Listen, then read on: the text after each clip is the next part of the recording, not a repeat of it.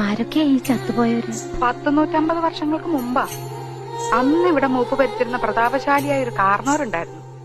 ആ കാർന്നവര് തഞ്ചാവൂരിൽ നിന്നങ്ങണ്ട നൃത്തക്കാരിയെ മേഡമെ കൊണ്ടുവന്ന് താമസിപ്പിച്ചു. നാഗവല്ലി എന്നായിരുന്നു ആ തമിഴത്തിയുടെ പേര്. തമിഴത്തി വേറൊരാളുമായിട്ട് സ്നേഹത്തിലായിരുന്നു. രാമനാഥൻ പേരുള്ള ഒരു നൃത്തക്കാരനുമായിരുന്നു. എന്തായാലും ഒരിക്കലും നാഗവല്ലിയെ തിരക്കി നമ്മുടെ തെക്കിനിയുടെ തൊട്ടപ്പുറത്തുള്ള വീടാ പടിപ്പുരക്കില്. എന്തിനു പറയുന്നു, കാർന്നവരെങ്ങനെയോ ഈ രഹസ്യങ്ങളൊക്കെ അറിഞ്ഞു. അന്ന് അർദ്ധരാത്രി നാഗവല്ലിയെ കാർന്നവരെ നമ്മുടെ തെക്കിനിട്ട് വെട്ടിക്കൊന്നളഞ്ഞു. 8ാം ദിവസം ദുർഗാഷ്ടമി രാത്രിയില് നാഗവല്ലിയുടെ പ്രേതാത്മാവ് ഒരു രക്തയക്ഷിയായിട്ട് മാറി കാർന്നവരെ കുത്തി കൊലപ്പെടുത്താൻ വേണ്ടി അരക്കകത്ത് വരെ കയറി ചെന്നാ പറയുന്നേ. കാർന്നവരെന്തൊക്കെയോ ഭയങ്കര മന്ത്രമൊക്കെ ചൊല്ലി ഒടുവിൽ രക്ഷപ്പെട്ടു. അതിൽ പിന്നെ നാഗവല്ലിയുടെ പ്രേതാത്മാവ് തീരാപ്പകയോടെ ഈ തറവാട്ടിലൊക്കെ അലഞ്ഞിറക്കാൻ തുടങ്ങി.